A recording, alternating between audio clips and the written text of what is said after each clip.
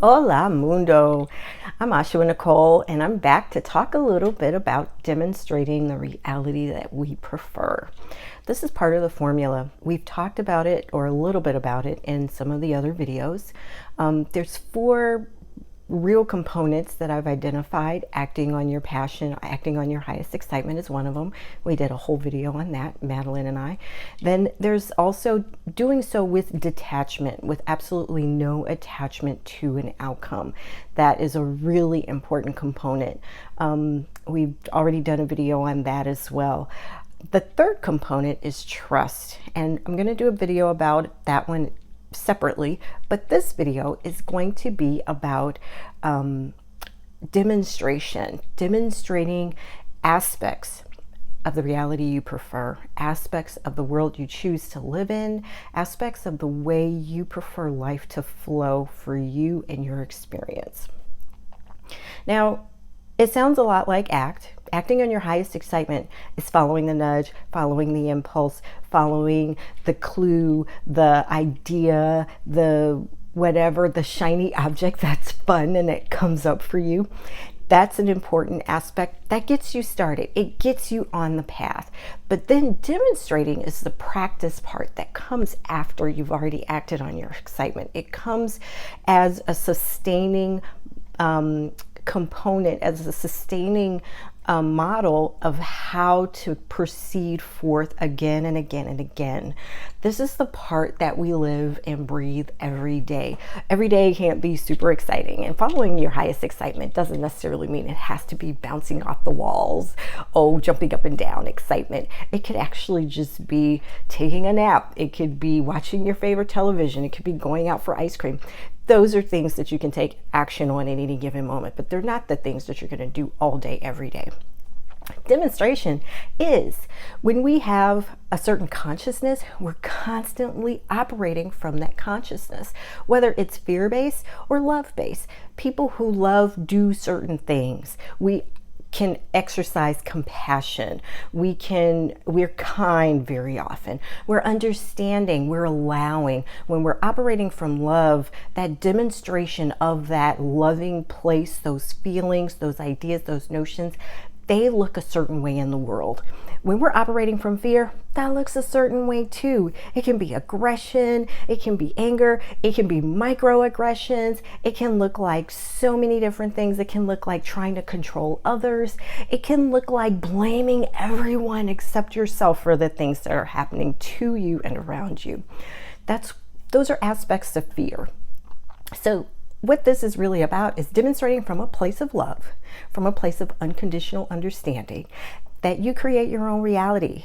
We create our own realities all day, every day. I say that a lot to many things, after many things, because it's so true. We breathe all day, every day. We can see, if you see all day, every day. If you have hearing ability, you can hear all day, every day. It's not like you can just turn it off. You can close your eyes, but you can't unsee things that you've seen necessarily.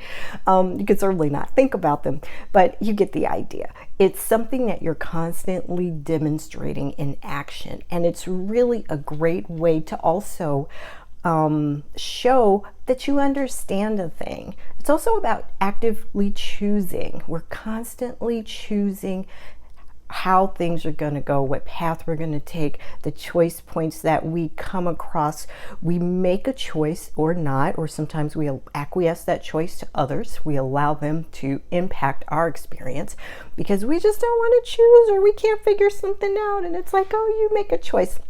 And then that becomes the restaurant that you go to, or the way that you get to some place, or the movie that you see. Maybe you just don't want to actively choose. But make no mistake, the not choosing is still a choice.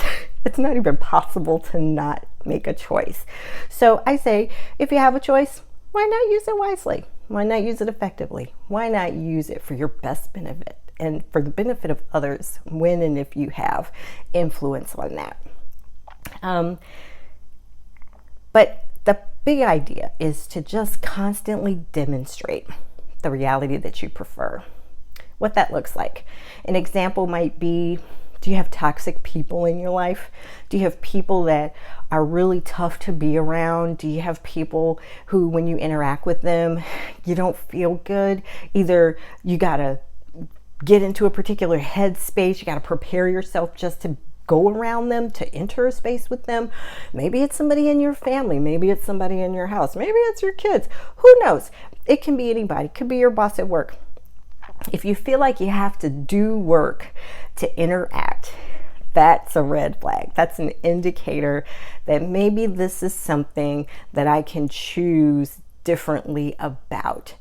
It also causes you to become more aware of things that you now prefer. I know when I'm dealing with difficult people, especially people who are not very nice, it causes me to really want more kindness in my interactions.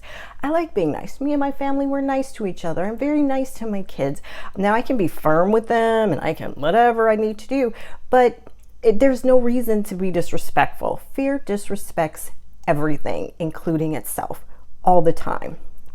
Unconditional love is always respectful. That's a good indicator. Are you seeing people disrespecting others? Are you disrespecting others? Are you the on the other end of that? Are you constantly being disrespected by others? That's an indication that you're dealing with someone who's operating primarily out of fear, and it may be causing you to want more love in your life. It may be causing you to want to interact with people who are operating more from a place of love and understanding. Now, it doesn't mean that you'll be a doormat. It doesn't mean that you get to make other people doormats. That's not what this is about. This is not about trying to go out and exert your will on anything outside of your own experience. And you always have choice in there. Choice is just going to keep coming up. It's so important, and it's so foundational to the idea of demonstrating, to the mechanism of demonstration. But what that also implies and what it will impact is that when we're demonstrating the things that we really prefer in the reality that we insist on having, more can come to us.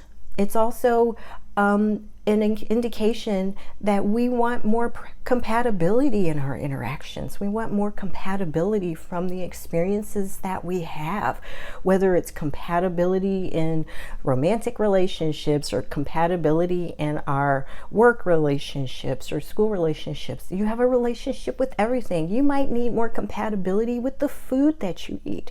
Are you constantly acting on things that really don't serve you very well or have some sort of adverse effect where you maybe have just been ignoring it or not trying to face it or look at it? You need to look at that stuff. It doesn't hurt. It actually, the act of releasing those types of attachments to things that really don't serve us very well can be really liberating. It can be freeing. It can help you lighten your load. It can help you lighten up altogether and ultimately just raise your frequency. So I hope this has been helpful. I don't have a whole lot to say about it in this setting.